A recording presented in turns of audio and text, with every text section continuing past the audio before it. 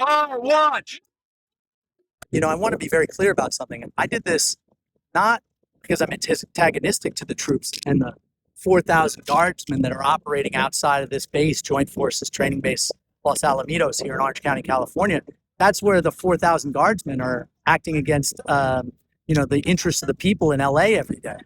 And I did this not because I don't support the troops. I did it because I support the troops. And what I really want to make certain of is that, none of them make the wrong decision when they're given an unlawful order. Like my sign says, General Milley and Secretary of Defense Esper had to disobey one of Trump's unlawful orders in 2019 and in 2020 when he wanted to shoot unarmed protesters, right? Well, I want these young guardsmen, and most of them are extremely young.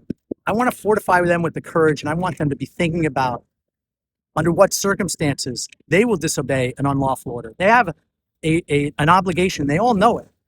After the My Lai massacre, a U.S. Court of Justice ruled that I was just following. A U.S. military tribunal ruled that just following orders was not a defense. It was no more a defense for an American service member than it was at Nuremberg. And they said clearly that service members, U.S. service members, have a positive obligation to disobey any order they know or should know to be unlawful. And I want them to think about that because there's not a lot of support for that. They're all taught it in the military and they all know it, but it's such a hard thing to do when you're in the military. And so in the heat of the moment, I don't want them to make the wrong decision and do something like shoot unarmed, peaceful protesters and then have to live with that kind of a moral injury for the rest of their lives. Not to mention, I think these protests are going to grow and grow, and they must grow.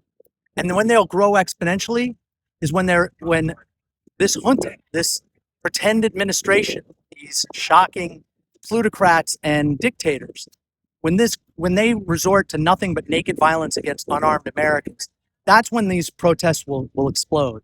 And that's been the avenue where, people have fought for regime change in the Philippines, in the People's Revolution, and I remember it well. I was in the Philippines during that period as a Marine.